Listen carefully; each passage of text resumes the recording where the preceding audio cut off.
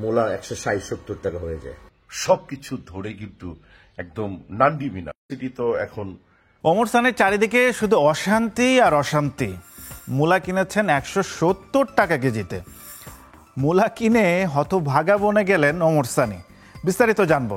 চারিদিকে একটা অশান্তি। ঢাকা সিটি তো এখন পুরাই কি বলে মানে আন্দোলনের একটা প্রাণ কেন্দ্র। ঢাকায় সিনেমার 90 দশকের জনপ্রিয় ও সফল নায়ক ওমর সানি। সামাজিক পাতায় বেশ সরব তিনি। সমসাময়িক প্রায় সব বিষয় নিয়েই সামাজিক যোগাযোগ মাধ্যমে পোস্ট করে থাকেন এই অভিনেতা। নিত্য প্রয়োজনীয় পণ্যের দাম বেড়ে গেলেই তার আওয়াজ শোনা যায়।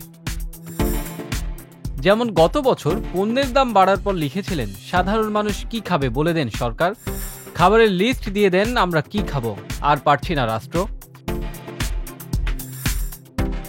27 নভেম্বর ওমর সানি তার ভেরিফাইড ফেসবুক পেজে আমার গরম লাগে রে আমার গরম লাগে ক্যাপশনে একটি ভিডিও পোস্ট করেন, যেখানে ওমর সানিকে বলতে শোনা যায় রেস্টুরেন্ট বিজনেস নিয়ে বেশ ঝামেলায় আছেন তিনি। ওমর সানির চারিদিকে শুধু অশান্তি আর অশান্তি। আমরা ভয়াবহ অবস্থানের মধ্যে অবস্থান করছি। তার মধ্যে অনেকেই বলেন যে আমি এখন কি বলে দ্রব্যমূল্য নিয়ে কথা বলি না। ঢাকা শহরকে আন্দোলনের প্রাণকেন্দ্র হিসেবে উল্লেখ করেন তিনি। শীতের সবজি নিয়েও কথা বলতে শোনা যায় এই অভিনেতাকে।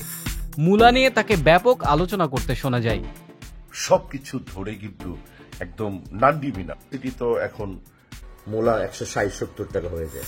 মূলা আগে নাকি গরুর খাবার ছিল, এখন মানুষ কিনে খাচ্ছে 170 টাকা কেজিতে। নিজেকে হতভাগা হিসেবে উল্লেখ করেন ওমর সানি। পোস্টটিতে ওমর সানির মজার একটা সংলাপ ছিল, মাথা নষ্ট গরম লাগে রে।